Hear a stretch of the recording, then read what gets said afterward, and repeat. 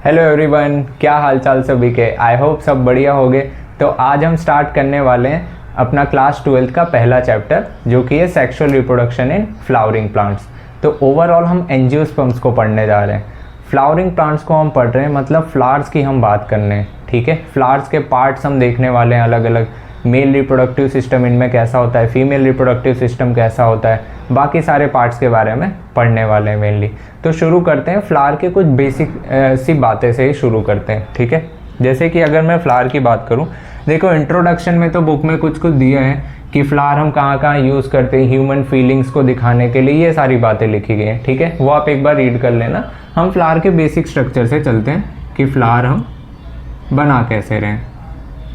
ठीक है, ये आप छोटी क्लासेस में भी पढ़ते आए होंगे ना, calyx, Corolla, androecium, gynoecium, but फिर भी एक बार हम रिलेट कर लेंगे, कोई दिक्कत नहीं है। जैसे मान लो मैं कोई फ्लावर बना रहा हूँ, सबसे पहले कोई प्लांट बनाया, रूट होगा उसमें,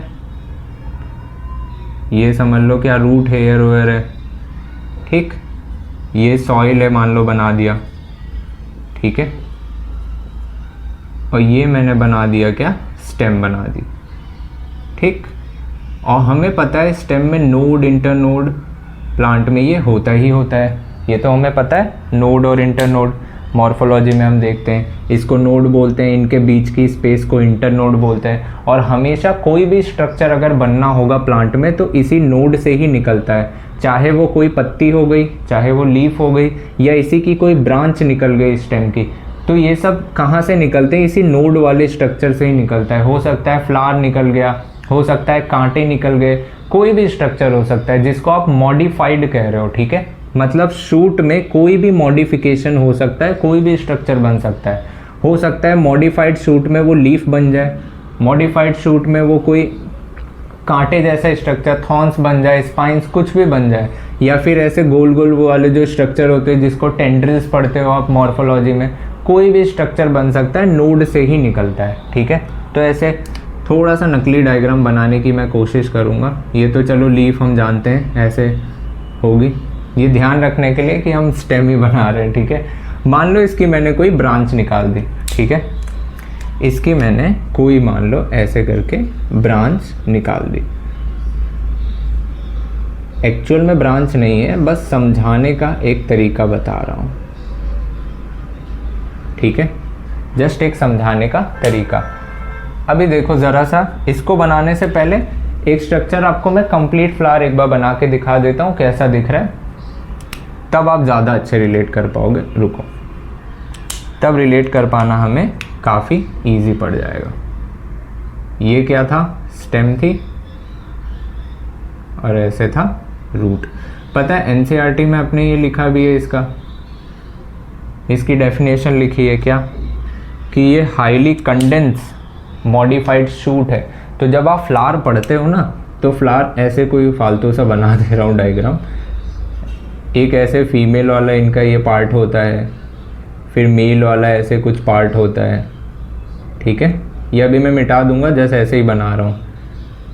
फिर एक ऐसे फ्लावर जैसा वाला पार्ट होता है, चारों तरफ होगा, अब अच्छे से बन नहीं पा रहा है। एक ऐसे लीफ जैसा भी कुछ इनमें पार्ट होता है।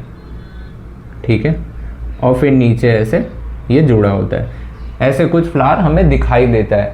अब ये बनता कैसे है, देखो मैंने भी एक चीज़ अभी आपको क्या बताया, कोई भी पार्ट बन रहा होगा स्टेम में तो नोड से ही निकलता है कोई भी पार्ट, जिसको आप मॉडिफिकेशन कहते हो।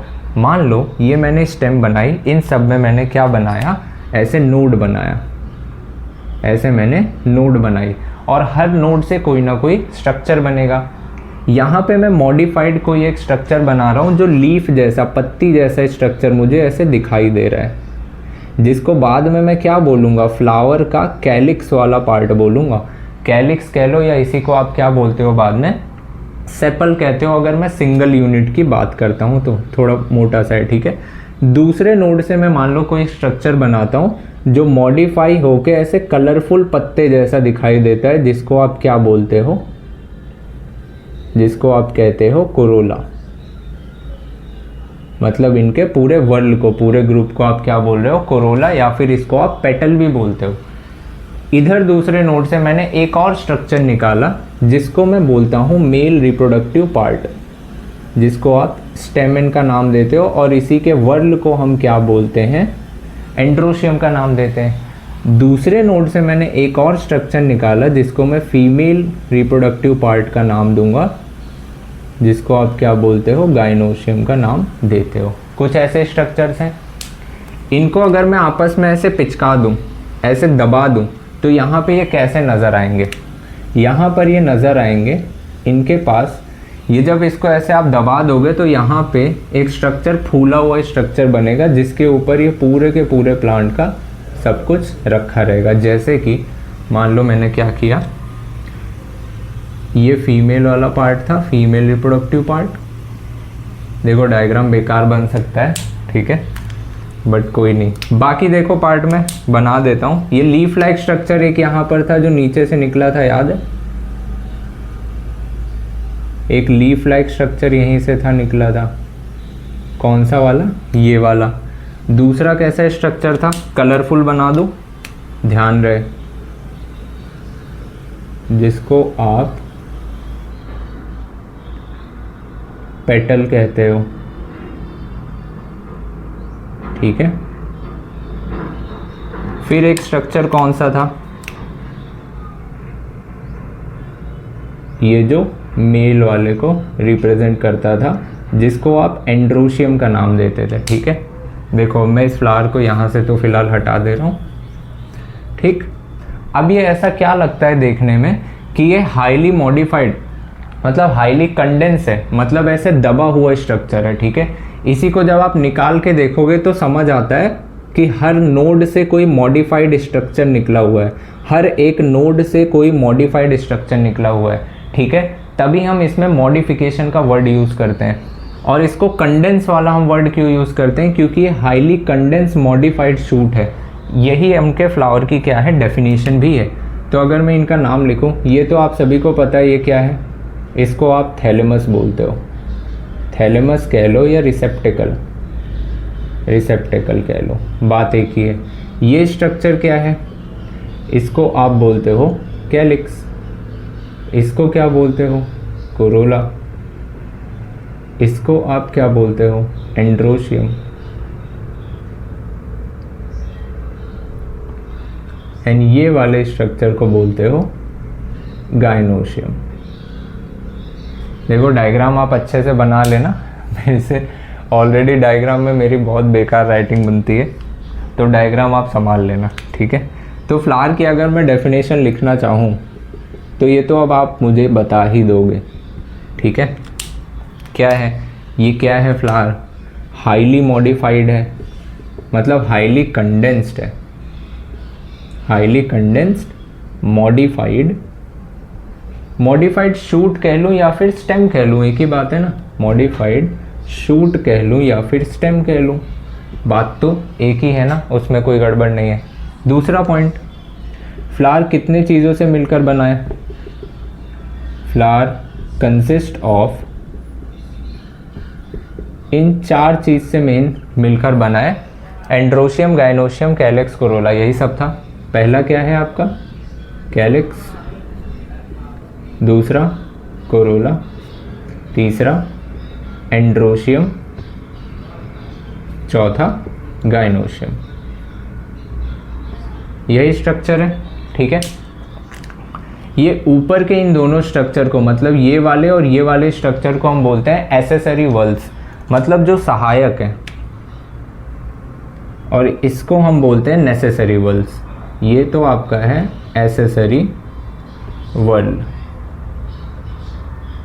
ये है आपका नेसेसरी वल, इसको आप नेसेसरी वल बोलते हो। नेसेसरी मतलब ये सबसे ज़्यादा ज़रूरी है, मतलब यही तो क्या है, रिप्रोडक्शन कराएंगे, आने वाली संतान को लाएंगे। तो क्या इनका कोई काम नहीं है, इनका इम्पॉर्टेंट काम ये है कि ये सहायता करते हैं इनके रिप्रोडक्शन में। मतलब जब स्पोर आके इन पर लगना होगा या पॉलिन ग्रेन लगना होगा, तो पॉलिनेशन कराने के लिए जो एजेंट्स आते हैं, जैसे कि जो कीड़े उड़े होते हैं, वो सब इन्हीं रंग को देख के क्या होते हैं, अट्रैक्ट होते हैं, तो वो आते हैं वहाँ पे। तो ये क्या है, एसेसरी वल्स हैं, ये ऐसे काम करते हैं, कलरफुल होते हैं, तो ये करते हैं क्या, अट्रैक्ट करते हैं, और साथ ही साथ इंसेक्ट को नेक्टर वेक्टर देंगे। ये हम पॉलिनेशन में अच्छे से पढ़ेंगे, ये चीज़ें क्लियर है। ठीक है। अभी थोड़ा सा हम बात कर लेते हैं इनके मेल रिप्रोडक्टिव पार्ट में थोड़ा बात कर लेते हैं, ये आप एक बार नोट डाउन कर लो।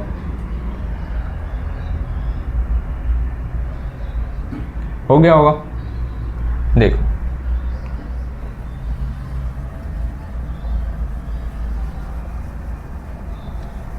थोड़ा सा हम इसमें मेल रिप्रोडक्टिव पार्ट को हम पढ़ते हैं, जो कि क्या है, एंड्रोशियम, ठीक है।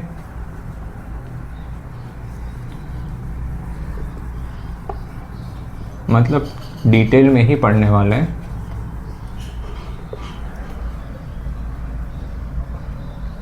हम क्या देखने जा रहे हैं, मेल रिप्रोडक्टिव सिस्टम,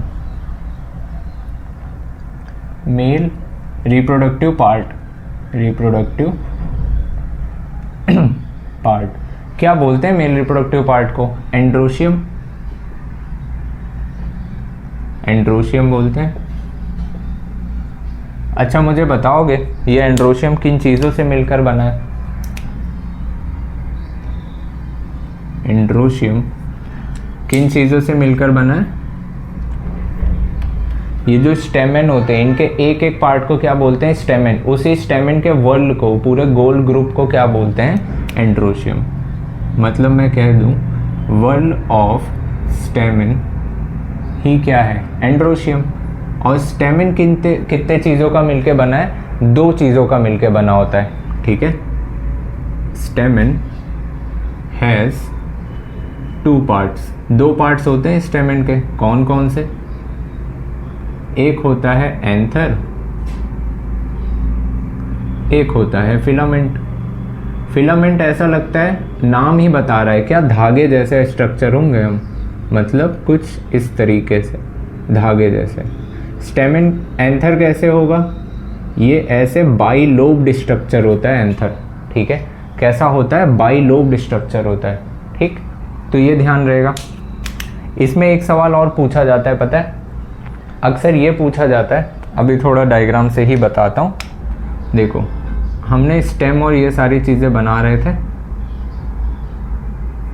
ये मान लो ऐसे रूट वूट था, रूट वूट था, और इसी स्टेम में हम क्या बना रहे थे, फ्लावर बनाए थे।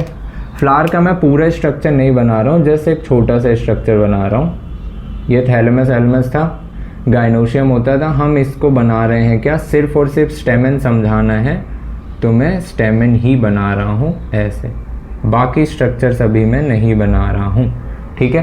तो ये स्टेमेन अक्सर पूछा गया जाता है कि फिलामेंट का कौन सा हिस्सा एंथर से जुड़ा होता है और फिलामेंट का कौन सा हिस्सा आपके थैलेमस से जुड़ा होता है, ठीक है। तो ये अक्सर पूछा जाता है, एक दो बार पूछा भी गया है। तो ये क्या है, आपका फिलामेंट है, और ये एंड, ये दोनों एंड के बारे में पूछा जाता है। इसको याद रखने का भी एक सिंपल सा तरीका मैं आपको बता देता हूँ। ये तो फिलामेंट ध्यान रखना, ठीक है।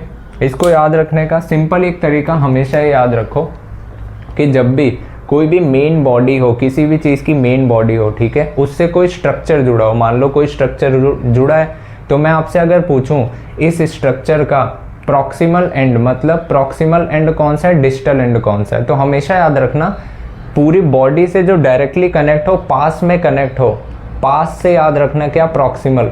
तो जो पास में कनेक्ट हो उसको क्या बोलते हैं, प्रॉक्सिमल एंड बोलते हैं, और जो दूर हो बॉडी से उसको आप क्या बोलते हो, डिस्टल एंड बोलते हो। तो यहाँ पर भी यही याद रखना, ये इनकी मेन प्लांट वाली बॉडी थी, तो इससे ध्यान क्या रहेगा कि ये जो यहाँ पे जुड़ा हुआ है इसके पास है, तो पी से पास, पी से प्रॉक्सिमल एंड, तो प्रॉक्सिमल एंड इसको बोलते हैं, और जो दूर है इसको आप क्या बोलते हो, डिस्टल एंड, ठीक है। ये स्ट्रक्चर अभी मैंने क्या बताया, एंथर है। अगर आप ध्यान से देखो तो इस एंथर में आपको ऐसे दो लोब्स नज़र आएंगे, ठीक है, ऐसे समझ लो ये एंथर है, इसमें आपको ऐसे दो लोब नज़र आएंगे, बाई लोब्ड एंथर है, ठीक है। इसको आप बोलते क्या हो, आप इसको बोलते हो बाई लोब्ड एंथर, ठीक है। एनसीईआरटी में ये भी लिखा है कि इसके हर एक लोब में दो थीका पाया जाता है। अभी इसका स्ट्रक्चर हम बाद में भी बना के देखेंगे, रैंडमली ऐसे बना के दिखा देता हूँ कि जब हम ऐसे इसको कट करके देखेंगे ना, तो ये कुछ ऐसे आउटलाइन में आपको ऐसे कुछ नज़र आता दिखाई देगा। ठीक है, तो इसके बाई लोब का क्या कह रहा है कि एक लोब आपको ये दिखाई देगा, दूसरा लोब आपको ये दिखाई देगा। इसी के अंदर आपको ऐसे चैम्बर नज़र आएंगे। ठीक है, ऐसे चैम्बर नज़र आएंगे। ठीक है, मैं लोब किसको कह रहा हूँ, एक लोब ये है, एक लोब ये है। ठीक है, बाई लोब्ड एंथर कह रहे हैं। चैम्बर की बात करें, ये जो आपको चैम्बर्स नज़र आ रहे हैं, इसी चैम्बर्स को आप क्या बोलते हो, थीका बोलते हो। ठीक है, तो एनसीईआरटी लिखती यहाँ पर क्या है कि एंथर बाइलोब्ड होता है, और ये लिखा है कि हर लोब में क्या होता है, 2 थीका प्रेजेंट होते हैं। थीका मतलब क्या होता है, चैम्बर होता है।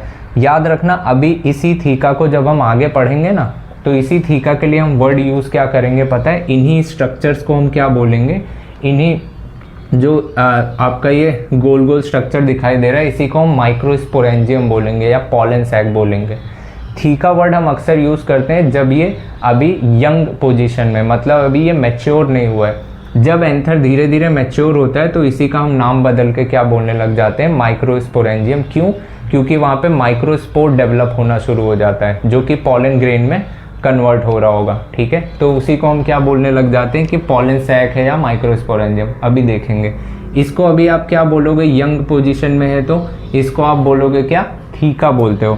तो ये सवाल पूछा अगर जाए कभी भी, ठीक है, कि एंथर कैसा होता है, तो आप क्या बोलोगे, बाइलोब्ड होता है। और अगर आपके उसमें ऑप्शंस में ये दिया जाए कि ये डाइथीकस होता है, कैसा होता है, आप हमेशा क्या मार्क करोगे, डाइथीकस होता है, 2 थीका होते हैं।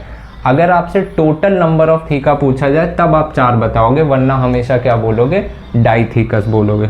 ठीक है, बाइलोब्ड एंथर होता है। ठीक है, इसको हम क्या बोलते हैं कि ईच लोब हैज़ 2 थीका, इसीलिए हम क्या बोलते हैं, डाइथीकस। या फिर ऐसे याद रख लो, एक लोब में 2 थीका होते हैं। ठीक है, इसी को अगर मैं बाद में बोलूं कि एक लोब में 2 थीका कह लो या 2 माइक्रोस्पोरेंजियम या फिर पॉलन सैक, आप कब बोलोगे, जब ये मैच्योर हो जाएंगे। अभी आप ये थीका नाम का शब्द क्यों यूज़ कर रहे हो, क्योंकि अभी ये यंग एंथर है, यंग एंथर है। ठीक है, तो आप थीका वर्ड का यूज़ कर रहे हो। जब आप मैच्योर वाले एंथर के लिए यूज़ करोगे तो आप क्या यूज़ करोगे, माइक्रोस्पोरेंजियम। तो अभी इनको आप क्या बोल रहे हो, ये क्या है, पूरा एक लोब है, ये भी एक लोब है, इसी को आप क्या बोल रहे हो, थीका। ठीक है, थीका कब बोल रहे हो, जब एंथर यंग पोजीशन में। ये बात ध्यान रहेगी। इसको जब हम कट करके देखते हैं ना डिसेक्शन में, जब ऐसे इसको जब हम ऐसे बीच में से, मान लो ये है एंथर, इसको जब मैं ऐसे ऐसे करके कट करूँगा बीच में से, जिसको आप क्रॉस सेक्शन ऑफ एंथर बोल रहे हो, यहीं पे बना दूँ या आगे बना दूँ, कोई नहीं, ये आप लिख लो तब आगे बता देता हूँ। ठीक है, एक बार नोट डाउन कर लो। हो गया, देखना।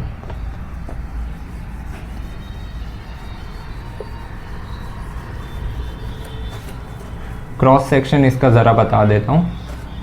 देखो, ये 2 चीज़ में कन्फ्यूजन होगी, अक्सर होती है, बट आपको ध्यान क्या रखना है, जब आपसे ऑप्शन में दिया जाए कि एंथर कैसा होता है, तो एंथर डाइथीकस होता है। ठीक है, और अगर आपसे टोटल नंबर ऑफ पूछे तो आप बताओगे 4, वरना नहीं बताओगे। ठीक है, तो ये बात ध्यान रखना।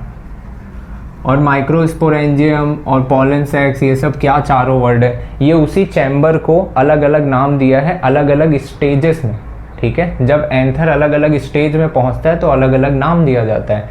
थीका उसको कब बोल रहे हैं, जब वो यंग था, जब वो ज़्यादा ऐसा कोई प्रोसेस नहीं कर रहा था कि पॉलन ग्रेन्स बना रहा है। ठीक है, जब वो मैच्योर होने लग जाता है तो होता क्या है कि अभी मैं पूरा प्रोसेस समझाऊंगा, उसमें बताऊंगा कि कैसे हम माइक्रोस्पोर्स बना रहे हैं। तो जब माइक्रोस्पोर बनने वाला होता है, बन रहा होता है, उस टाइम पे उसी चैम्बर को आप माइक्रोस्पोरेंजिया बोलते हो। ठीक है, फिर वो जब स्पोर्स बन के धीरे धीरे क्या होता है, पॉलन ग्रेन्स बन रहे होते हैं कि अब उन्हें निकलना है, उस टाइम पे भी आप उसको क्या बोल रहे होते हैं, चाहे पॉलन सैक्स कह लो आप उसको। ठीक है, तो लिखा है एनसीईआरटी में, आप देखना, रीड करना कि स्पोरेंजियम जो होता है ये बाद में फर्दर डेवलप करके पॉलन सैक्स कहलाता है। ठीक है, देखो मैं क्या बता रहा था, इनका आपको क्रॉस सेक्शन है ना,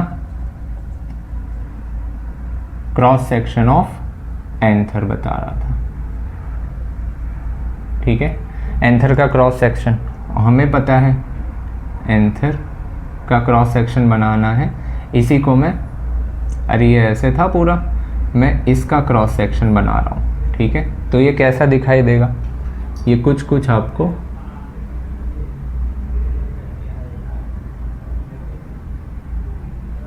कैसा नजर आएगा,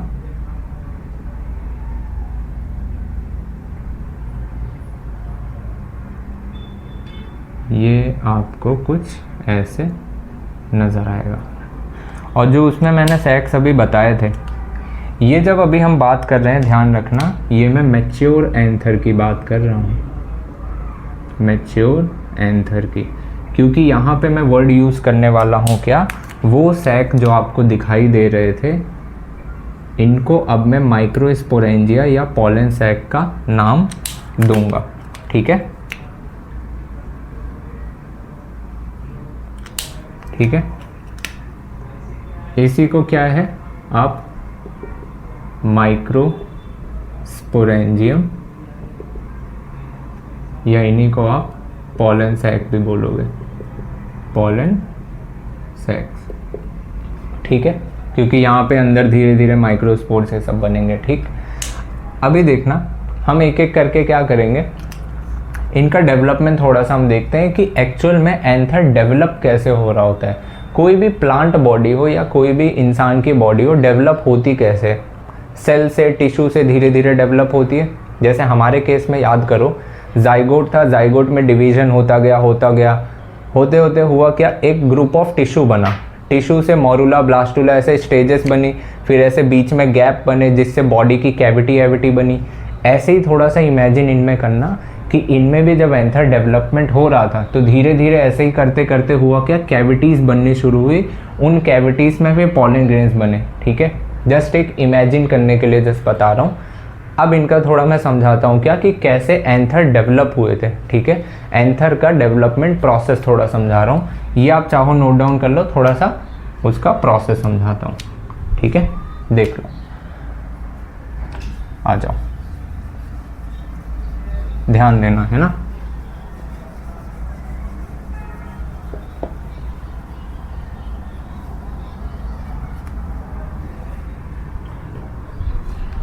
अब हम क्या देख रहे हैं, डेवलपमेंट ऑफ एंथर, एंथर कैसे डेवलप होता है।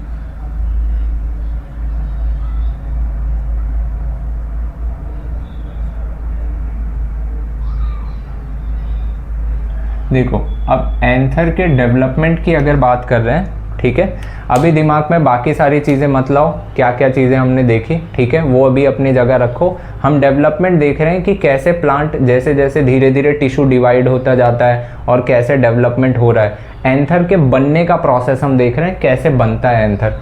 कोई भी बॉडी हो, कैसा भी हो, स्टार्टिंग में तो ग्रुप ऑफ टिश्यू होगा, ठीक है, कोई भी प्लांट बॉडी बन रही है। मैं एंथर की अगर बात करूँ तो है क्या, और पूरी प्लांट बॉडी हमको भी पता है एंजियोस्पर्म में कैसी थी, 2n होती थी, डिप्लॉयड बॉडी होती थी।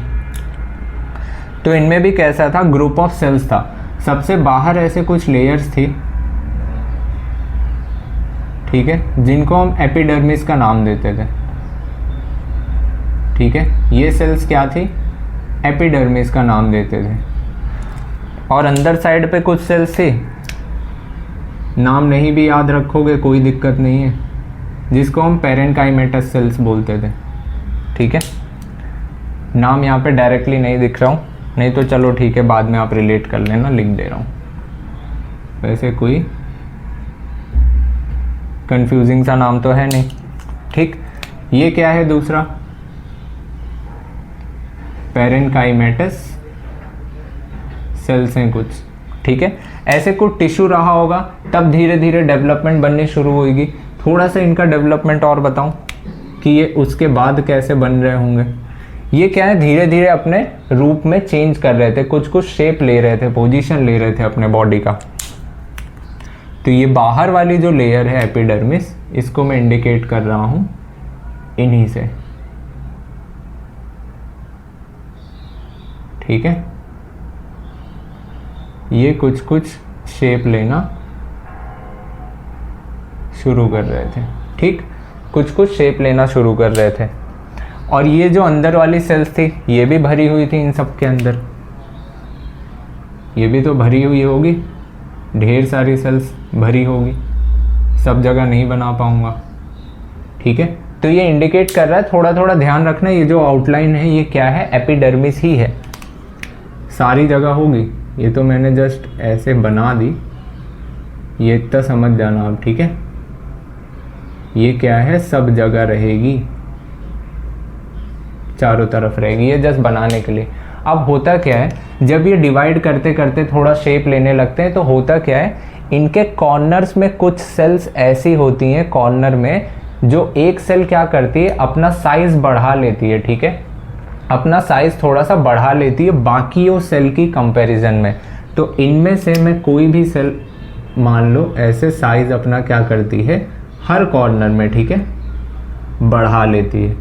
और इन्हीं सेल्स को मैं क्या बोलूँगा, फ्यूचर की माइक्रोस्पोरेंजियम सेल बोलूँगा। इन्हीं सेल्स को, न्यूक्लियस व्यूक्लियस तो होगा ही ना, थोड़ी सी सेल्स ये बड़ी हो जाती हैं, या कह लो ये क्या है, एक स्पेशलाइज्ड सेल्स बन गई अब, क्योंकि अब ये कुछ फंक्शन करेंगी, स्पेशलाइज्ड सेल बन गई, ठीक है। कहो तो इनका नकली नाम अभी से बता दूं कि यही माइक्रोस्पोरेंजिया अभी बाद में बनाएंगी, माइक्रोस्पोरेंजियम बनाएंगी बाद में। अब देखो, जैसे हमारे में था, स्टार्टिंग से डेवलपमेंट हो रही थी, फिर धीरे धीरे चेंजेस हुए, अलग अलग जर्म लेयर्स बनती गई, यही सब प्रोसेस हो रहा था। ऐसे ही इनमें भी क्या हो रहा है, टिश्यू से फिर धीरे धीरे हो रहा है। अब हर स्टेप बताना पॉसिबल नहीं है, बट समझने की कोशिश ये करना कि ये सब हो रहा था। अब हुआ क्या, इन्हें कुछ अलग फंक्शन करना था, अब ये डिवीजन करना स्टार्ट करेंगे, ठीक है, और अपने बाहर एक स्ट्रक्चर बनाना तैयार करेंगे, क्योंकि वो सर्कुलर स्ट्रक्चर पॉलन सैक बना के तैयार करना है इनको। आगे का देखना होता क्या है। अब अगर मैं थोड़ा सा इनका और आगे बनाऊं कि अब ये कैसे बनेंगे, जब ये धीरे धीरे डिवाइड करेंगे, ठीक है, तो ये समझ लो क्या है इनका, ये वही वाला आउटलाइन मैं बना रहा हूं,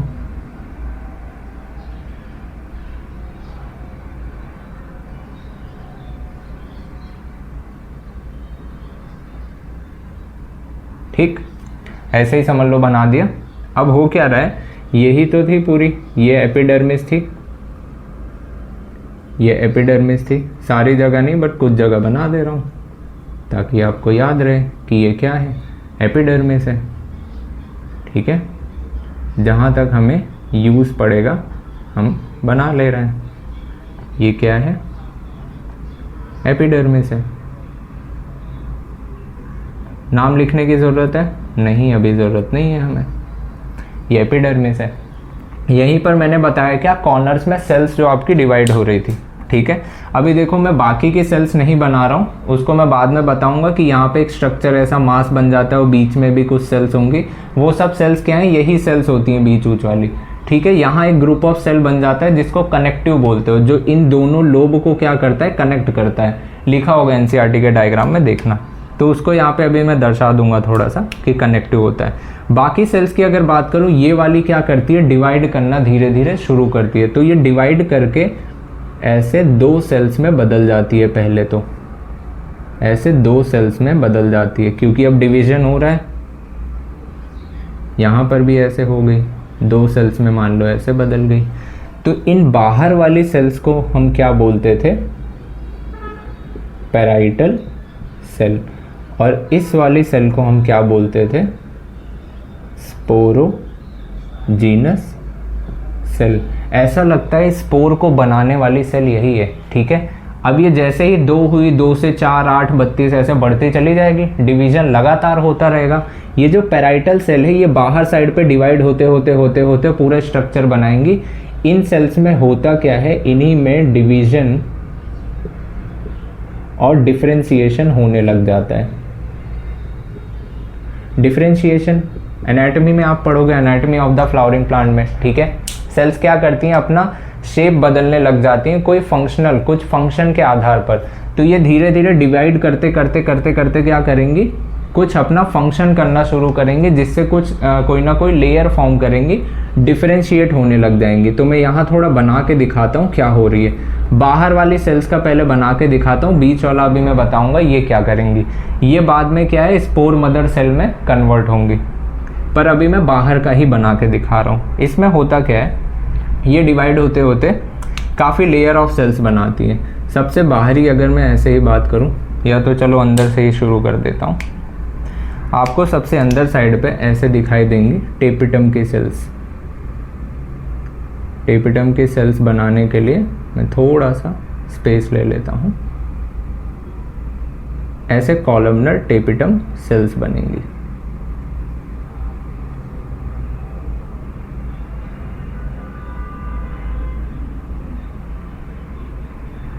थोड़ा सा बड़ा बनाता हूँ है ना, वरना दिखाई नहीं देगा। देखो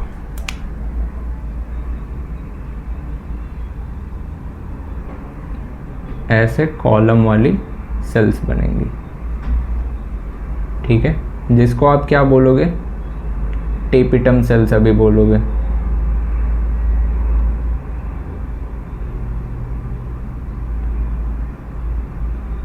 ठीक है, ये मैं ऐसे जॉइंट कर दे रहा हूँ। ऐसे और भी सेल्स की लेयर बनती जाएंगी, ठीक है। इस सेल्स में ध्यान रखना, ये सेल अक्सर मल्टी न्यूक्लिएटेड होती है, मतलब एक से ज़्यादा न्यूक्लियस इनमें पाए जाते हैं इन सेल्स में। मैं जानबूझ के दो बना रहा हूँ, आपको याद रहे, ठीक है। ऐसे लेयर बाय लेयर सेल्स बनेंगी। दूसरी तरह की और कुछ लेयर्स बनेंगी, जिसको आप क्या बोलते हो, मिडल लेयर्स बोल रहे हो,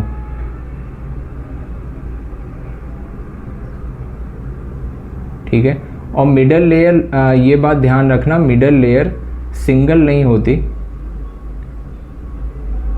ये दो या दो से ज़्यादा लेयर में भी हो सकती है, ठीक है, जिसको आप क्या बोल रहे हो, मिडल लेयर। तो मैं चलो दो ही बना दे रहा हूँ, ठीक है। मिडल लेयर ऐसे मैं दो ही बना दे रहा हूँ। और भी लास्ट ऐसे सेल्स होती हैं जो कि थोड़ी कॉलमनर सेल्स होती हैं, ब्लू कलर से ही बना देता हूँ चलो, जिनको आप बोलते हो क्या, एंडोथीसियम सेल्स बोलते हो, ठीक है। इनको आप क्या बोलते हो, एंडोथीसियम सेल्स। और ये बात आपको पता है कि हम प्लांट पढ़ रहे हैं, तो ये गलती से भी भूलना मत कि प्लांट में सेल वॉल होती है ना, याद है, प्लांट में सेल वॉल होगी, बाकी सारी चीज़ें भी होंगी, वो तो चलो हमें पता ही पता है, उसकी तो कोई बात ना भी करें चल जाएगा। तो ये अलग अलग टाइप की ऐसे सेल्स होती हैं, ठीक है।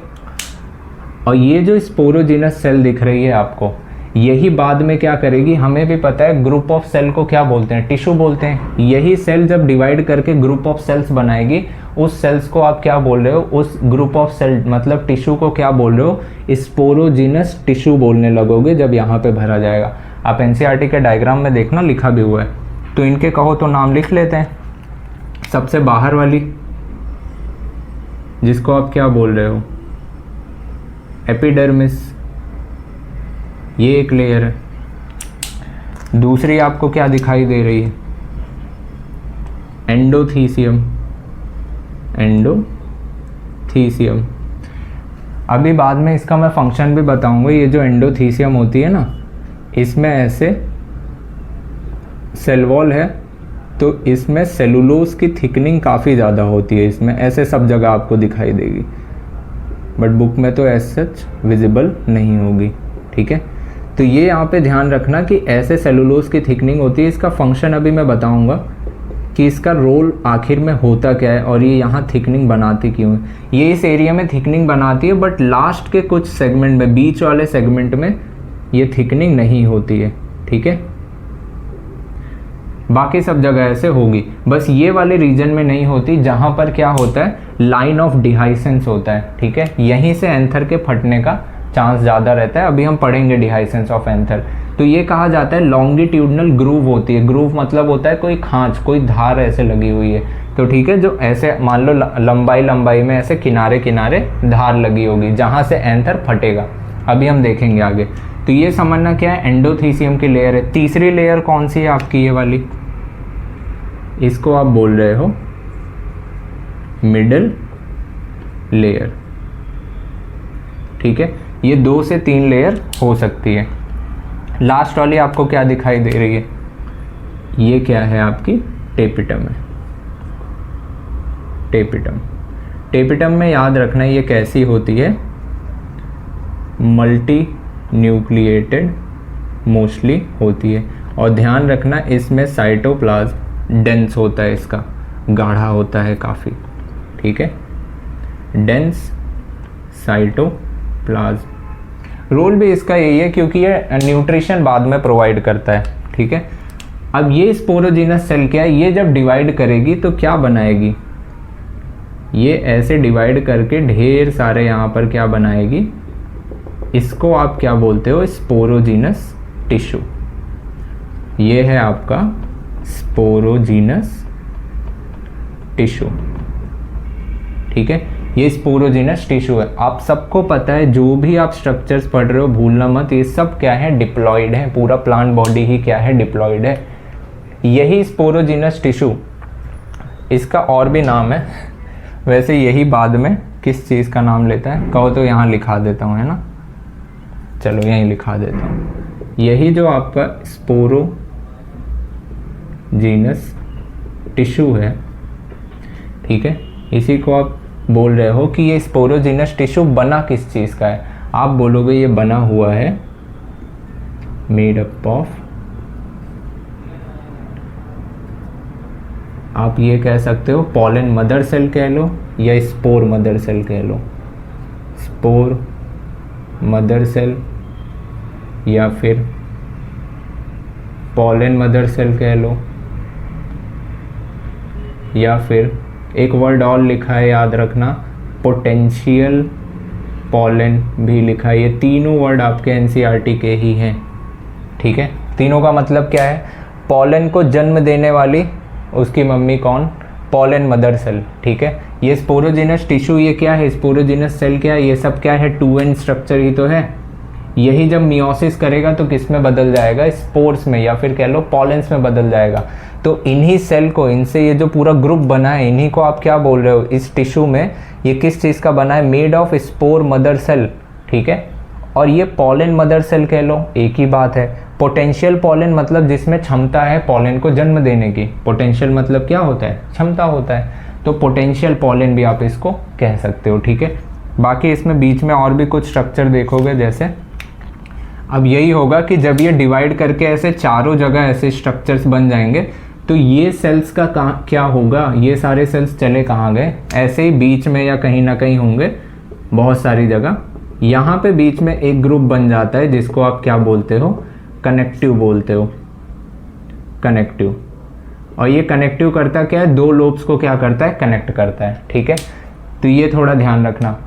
आओ थोड़ा सा आगे इनका बता देता हूँ कि आगे का इनका थोड़ा सा क्या फंक्शन होता है, ये आप नोट डाउन कर लो थोड़ा सा।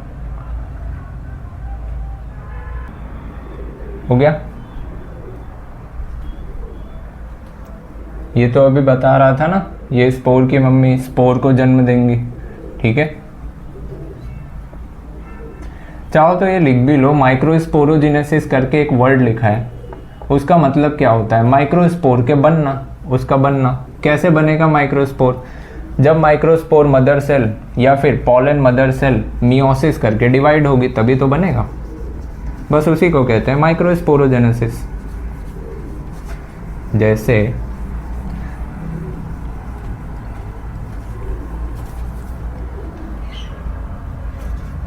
एक वर्ड लिखा है आपका ये माइक्रोस्पोरोजेनेसिस,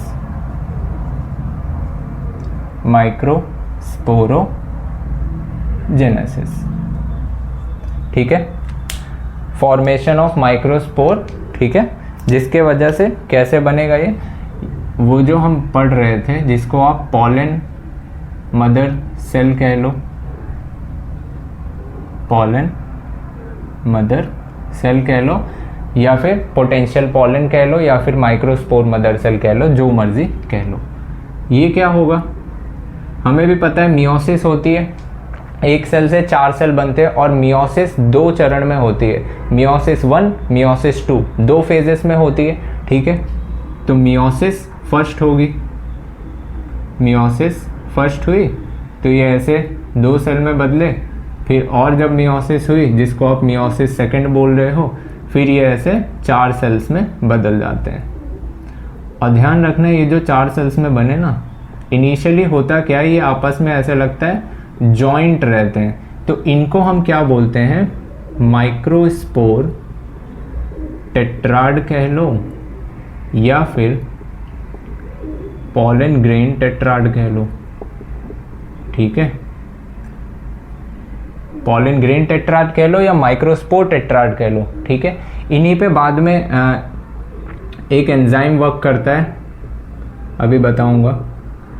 एक एंजाइम वर्क करता है जो इनके बीच के मटेरियल को क्या करता है, डिग्रेड कर देता है, ख़त्म कर देता है, तब ये स्पोर्स क्या होता है, फ्रीली अलग अलग हो जाते हैं, ठीक है। डाइजेस्ट कर देता है उस लेयर को। अब ये डाइजेस्ट करता कौन है लेयर को, याद करो जो टेपिटम बनाया था अंदर साइड की सेल, ठीक है, वही सेल क्या करती है, एंजाइम भी रिलीज करती है, ठीक है। यही कहो तो इनका फंक्शन हम लिख लेते हैं ज़रा सा, function of wall layers. Wall layers के फंक्शन मुझे ज़रा बताना कौन कौन से वॉल लेयर थी। एपिडर्मिस थी, एपिडर्मिस, एंडोथीसियम थी, मिडिल लेयर थी, चौथी टेपिटम थी। ये जो शुरू की तीनों लेयर है ना, शुरू की तीनों लेयर ये फंक्शन प्रोवाइड करती हैं, फंक्शन बोल रहा हूँ, प्रोटेक्शन प्रोवाइड करती हैं, प्रोवाइड प्रोटेक्शन, ये प्रोटेक्शन प्रोवाइड करती हैं और एंथर के फटने में मदद करती हैं, डिहाइसेंस ऑफ एंथर में हेल्प करती हैं, ठीक है। अभी समझाऊंगा कैसे होता क्या है, जब एंथर का डिहाइसेंस होना होता है तो ये जो आपकी लेयर होती है, मिडल लेयर वाली जो होती है, ये क्या करती है, धीरे धीरे डिग्रेड हो जाती है। इसी के साथ साथ टेपिटम भी खत्म होने लग जाती है, जिससे थिकनेस कम हो जाती है। और स्पोर क्या होते हैं, धीरे धीरे डिवाइड करते करते अपना एरिया बढ़ाते हैं, तो क्या करते हैं, कमज़ोर करके उसके वॉल को फाड़ देते हैं, तब वो बाहर निकलते हैं। अभी इसके जस्ट आगे हम एक बार उसको देख लेते हैं। इनका ये दोनों फंक्शन होता है। टेपिटम का फंक्शन ध्यान रखना, इम्पॉर्टेंट सा है। टेपिटम का फंक्शन होता है, ये डेवलपिंग पोरेन को क्या करता है, नरिशमेंट प्रोवाइड करता है, खाने पीने का सामान दे रहा है, ठीक है, नरिशमेंट टू डेवलपिंग पॉलन, ठीक है। डेवलपिंग पॉलन को क्या करता है, नरिशमेंट प्रोवाइड करता है। और ये एंजाइम्स भी सिक्रीट करता है, कुछ एंजाइम्स भी सिक्रीट करता है, जैसे कि एंजाइम सिक्रीट करके ये काम भी टेपिटम ही करता है। बट ये नहीं याद रखोगे काम चल जाएगा। ये पॉइंट ज़रूर याद रखना कि ये प्रोड्यूस स्पोरोपोलेनिन, स्पोरोपोलेनिन, स्पोरोपोलेनिन एक सब्सटेंस निकालता है जो कि कैसा है, काफ़ी हाईली रेजिस्टेंट होता है ये सब्सटेंस, ठीक है, हाईली रेजिस्टेंस सब्सटेंस होता है, ठीक है। और ये किसी भी एंजाइम से, किसी हाई टेम्परेचर, किसी चीज़ से डिग्रेड नहीं होता, ये इतना स्ट्रॉन्ग सब्सटेंस होता है। कहो तो ऐसे समझ लेते हैं, नॉर्मली ऐसे नकली से समझ लो, ये हम पढ़ रहे थे उसके अंदर की चीज़, ठीक है। और हमें पता था इन्हीं किनारे किनारे क्या थी, टेपिटम की सेल्स थी, टेपिटम की ऐसे अलग अलग सेल्स थी, थोड़ी बड़ी बना रहा हूँ जानबूझ के, ऐसे ये क्या थी, टेपिटम की सेल्स थी, ये टेपिटम सेल थी। और भूलना मत कि सेल में हम क्या पढ़ते हैं, सेल में इसका, प्लांट सेल में इसका सेल वॉल होगा, प्लाज्मा मेम्ब्रेन, ये सारी चीज़ होगी, साइटोप्लाज्म, सब कुछ होगा। ये कुछ सब्सटेंस रिलीज़ करता है, ये कुछ सब्सटेंस रिलीज़ करता है, उन सब्सटेंस को ही क्या बोलते हो आप, स्पोरोपोलेनिन ऐसे रिलीज़ करता है। और ये स्पोरोपोलेनिन क्या होता है, हमें पता है यहाँ पर क्या बन रहे थे, स्पोर्स बन रहे थे, जिसको आप पॉलन ग्रेन कह रहे थे। ये क्या थे, पॉलन ग्रेन थे। इन्हीं पॉलन ग्रेन के ऊपर ये सब्सटेंस लग जाता है, जिसको आप क्या बोल रहे हो, ऐसे हार्ड कवरिंग बना देता है इसके बाहर। यही क्या है, एक्साइन लेयर बना देता है, आउटर लेयर। ठीक है, इसी एक्साइन लेयर आप बोल रहे हो किसकी बनी है, मेड ऑफ स्पोरोपोलेनिन। इसी वजह से क्या होता है, जो आपका पॉलन ग्रेन होता है ये काफ़ी हाईली रेजिस्टेंट हो जाता है। ठीक है, ताकि इसको धूल मिट्टी ऐसा सच कोई इनके ऊपर कुछ हो ना पाए। इनका भी हम स्ट्रक्चर देख लेंगे। ठीक है, ये नोट डाउन कर लो। डिहाइसेंस ऑफ एंथर ज़रा सा बता देता हूँ।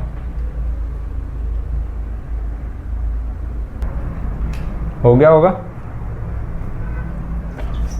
चलो डिहाइसेंस ऑफ एंथर ज़रा सा बता रहा हूँ, ध्यान देना।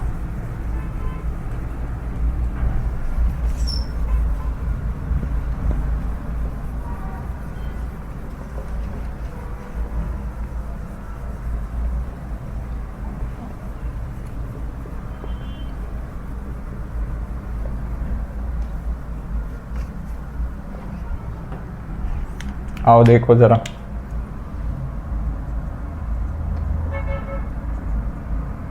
डिहाइसेंस ऑफ एंथर, या कह लो रिलीज ऑफ पॉलन।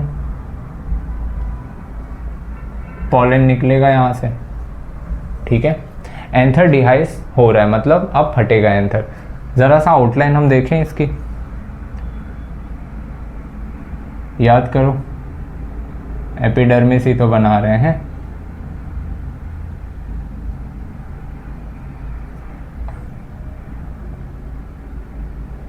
ठीक, अब पूरा एपिडर्मिस सब कुछ स्ट्रक्चर नहीं बना पाऊंगा, जैसे ऐसे समझा रहा हूँ। होता क्या है, जो अंदर की कुछ लेयर्स होती थी, टेपिटम होती है, मिडल लेयर होती है, उसके बाद एंडोथीसियम होती है, फिर एपिडर्मिस होती थी, यही लेयर्स होती थी। होता क्या है, टेपिटम और मिडल लेयर ये धीरे धीरे क्या करती है, डिग्रेड होने लग जाती है। क्यों? क्योंकि जब कोई भी सेल, मान लो कोई स्ट्रक्चर ऐसे, जब सेल लगातार डिवाइड करती जाएगी, लगातार डिवाइड करती जाएगी, तो होगा क्या, ये धीरे धीरे अपने स्पेस को बढ़ाएगी, धीरे धीरे अपने स्पेस को ये चारों तरफ से क्या करेगी, इंक्रीज करेगी। और इन्हीं के चारों तरफ स्पेस इंक्रीज करने से होता क्या है, बाकी लेयर धीरे धीरे फटने लगती है, क्योंकि अब इन्हें बाहर आना है। ठीक है, यही चीज़ थोड़ा सा ध्यान से देखना। एक मिनट, मैं बाकी लेयर नहीं बना रहा हूँ, सिर्फ एंडोथीसियम बना रहा हूँ, क्योंकि इनका रप्चर थोड़ा सा दिखाना है कि ये कैसे रप्चर कर रही होंगी। ये क्या थी, एंडोथीसियम थी। यहाँ पे ये पॉइंट करके लिख लो। ठीक है,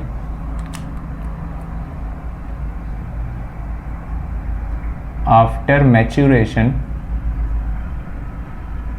मैच्यूरेशन के बाद होता क्या है, tapetum and middle layer degrades.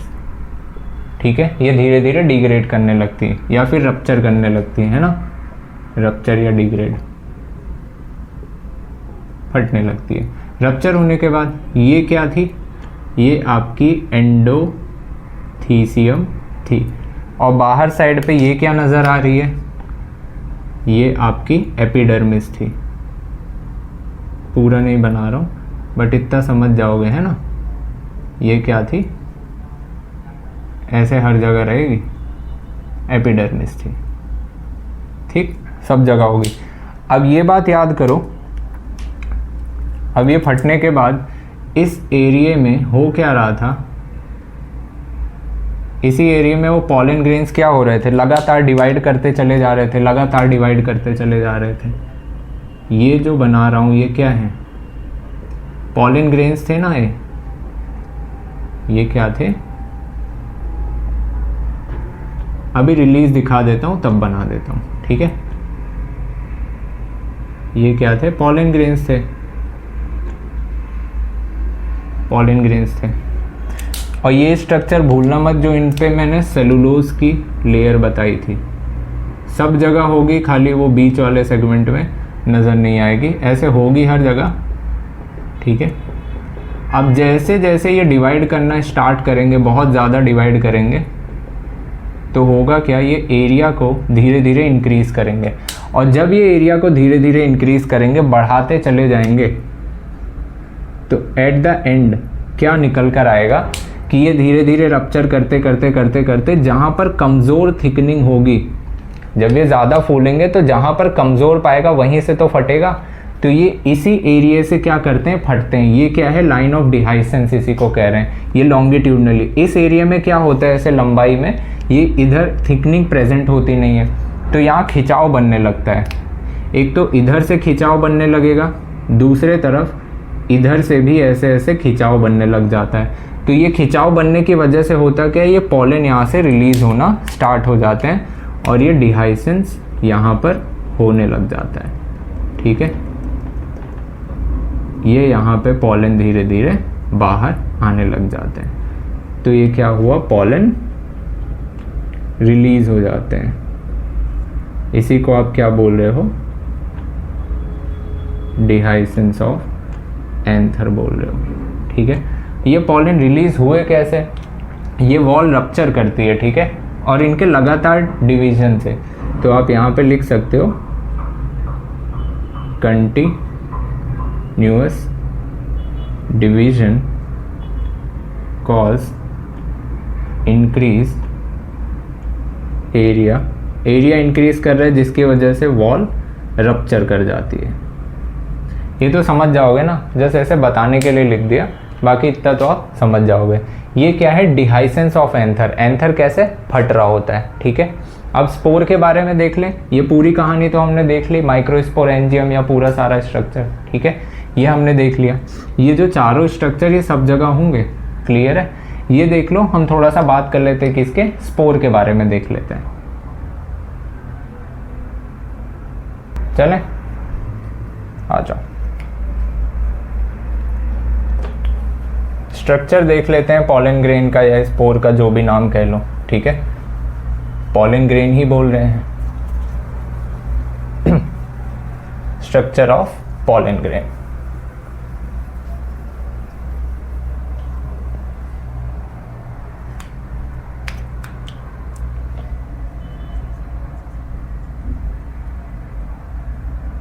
Structure of pollen grain.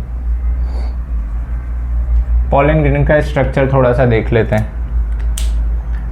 Size pollen grain की कितनी होती है, याद रख लेना, साइज इनकी होती है 25 से लेके 50 माइक्रोमीटर, ठीक है। इनकी कवरिंग मतलब बाहर साइड पर लेयर इनकी एक होती है, इनकी एक्साइन जो अभी अभी समझाया था, एक होती है क्या, इंटाइन, ठीक है।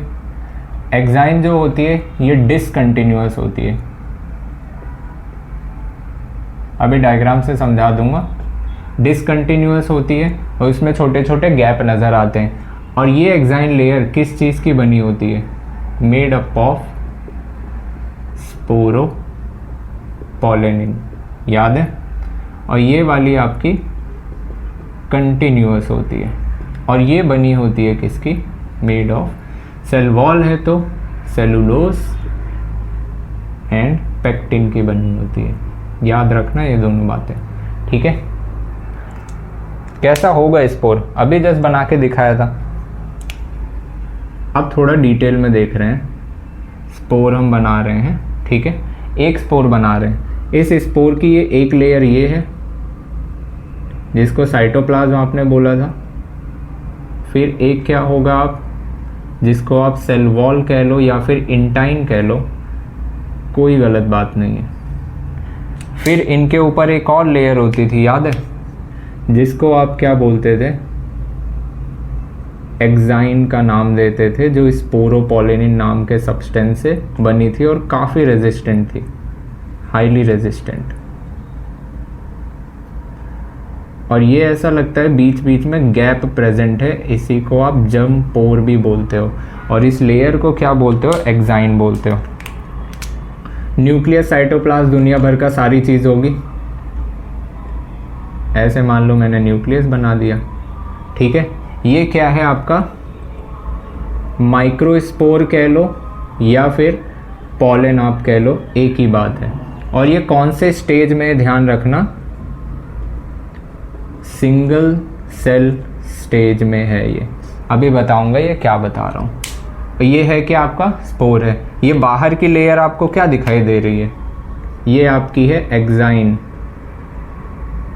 और ये किस चीज़ की बनी थी, स्पोरोपोलिनिन की, हमें याद है। और ये क्या है अंदर वाली लेयर, इंटाइन। और ये बीच में जो गैप है इसको क्या बोल रहे हो, जम पोर। यहीं से गैमेट्स वगैरह बाद में रिलीज होंगे। अंदर साइटोप्लाज्म, ये सारी चीज़ें बनाने की ज़रूरत नहीं है, बस ये 3 याद रखना है। फिर धीरे धीरे हम इसको थोड़ा और आगे बढ़ाएं कि ये कैसा होगा। ये डेवलपमेंट होती जा रही है, ठीक है। स्पोर में भी धीरे धीरे डेवलपमेंट हो रही है।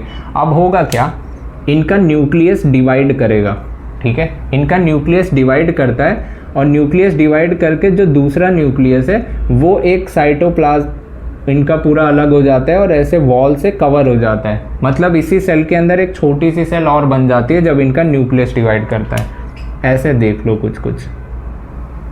कुछ ऐसे इनका न्यूक्लियस ऐसे 2 पार्ट में डिवाइड होता हुआ मुझे नज़र आ जाता है। अब होता क्या है, ये डिवाइड हुआ, साइटोप्लाज्म वगैरह सब कुछ था, उसमें कोई डाउट नहीं था। ये ऐसा लगता है कि जो डिवाइड हुआ ये ऐसे स्पिंडल शेप था, ठीक है। और बाकी की वॉल लेयर्स तो ये जान जाओगे ना। अब उनके नाम नहीं लिख रहा हूँ, इतना समझ जाना क्या क्या था।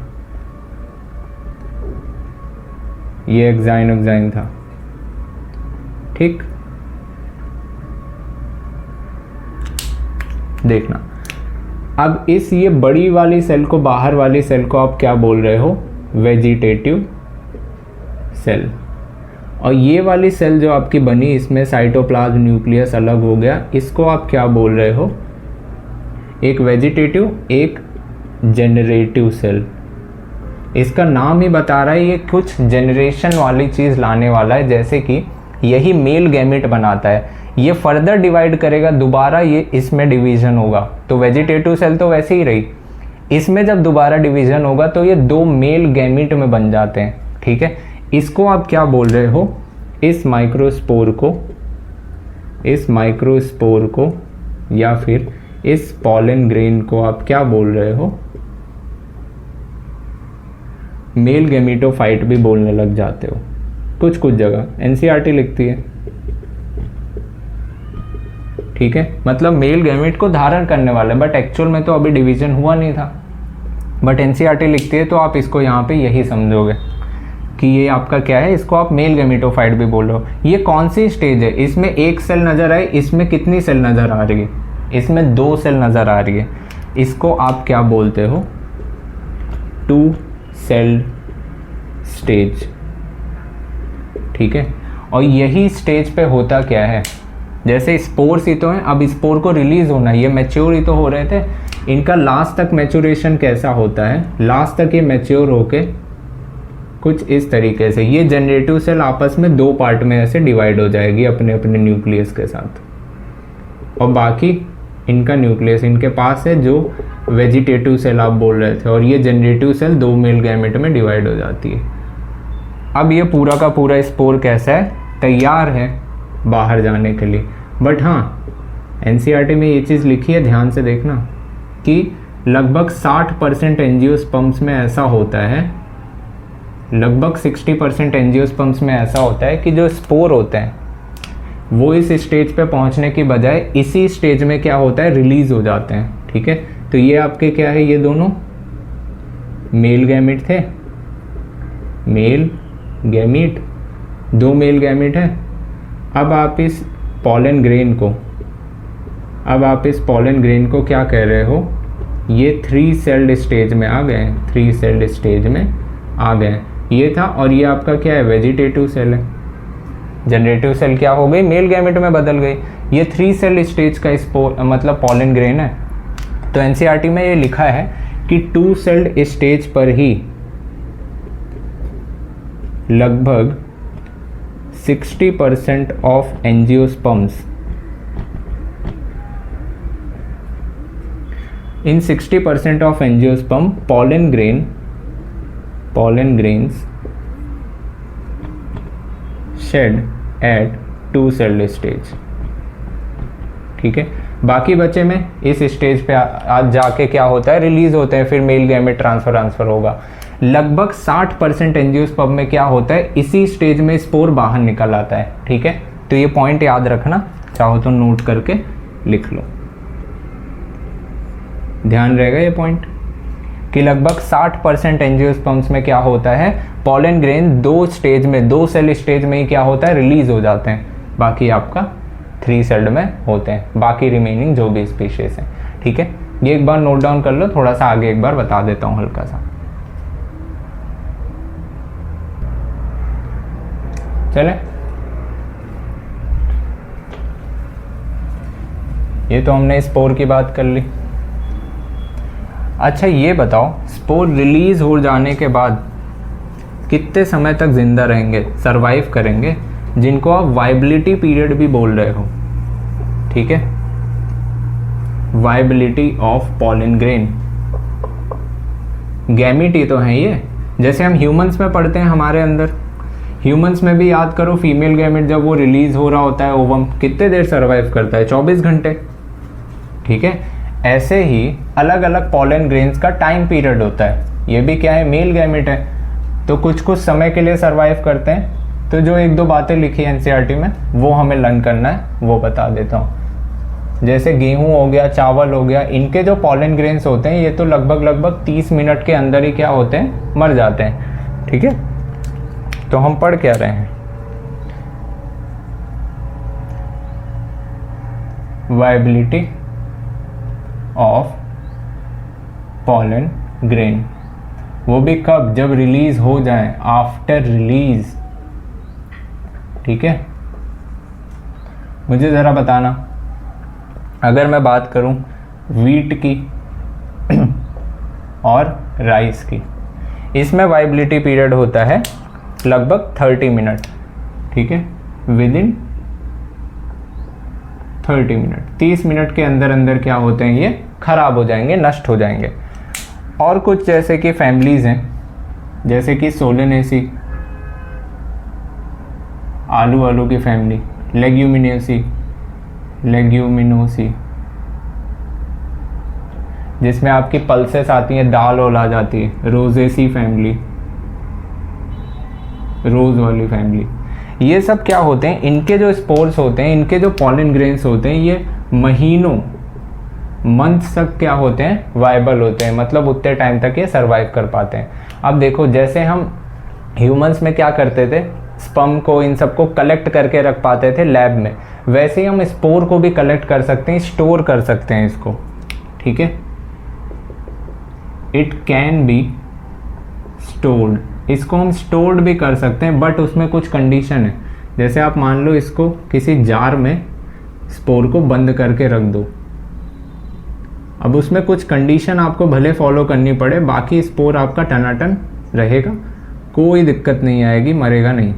ठीक है, इसमें आपको लिक्विड नाइट्रोजन में इसको रखना पड़ेगा स्पोर को, वो भी टेम्परेचर आपको लगभग क्या करना पड़ेगा, -190 डिग्री सेल्सियस पे इसको स्टोर करना पड़ेगा, -196 degree Celsius in liquid nitrogen. क्योंकि ये माना जाता है जब ज़्यादा टेम्परेचर होता है किसी चीज़ में तो क्या होगा, हाईयर टेम्परेचर पे एंजाइम मर जाते हैं या कोई भी चीज़ डिग्रेड हो जाती है, काम नहीं करेगी। 196 डिग्री वो भी नेगेटिव में कह रहा है। याद करो जब मैंने बायोमोलिक्यूल्स भी बताया था, जब हम लोअर टेम्परेचर की तरफ जाते थे तो क्या होता था, एंजाइम इनएक्टिव होता था लेकिन मर नहीं जाता था। जब एंजाइम डी नेचर हो जाए, खराब हो जाए, तो हम क्या बोलते थे, टेम्परेचर बढ़ा हुआ है। जब टेम्परेचर घटाते चले जाओगे तो क्या होगा, एंजाइम मरेगा नहीं, मतलब एंजाइम मरा नहीं है, तो जब इसे ऑप्टिमम टेम्परेचर सब मिलेगा दोबारा से ये ग्रोथ करना शुरू कर देगा।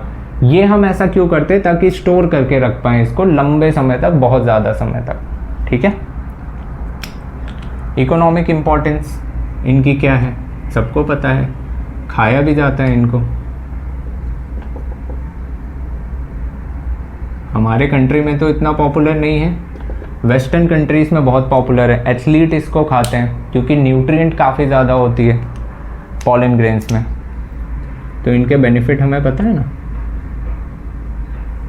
बेनिफिट हमें पता है कि ये न्यूट्रिएंट में रिच होते हैं, हाई इन न्यूट्रिएंट, ठीक है।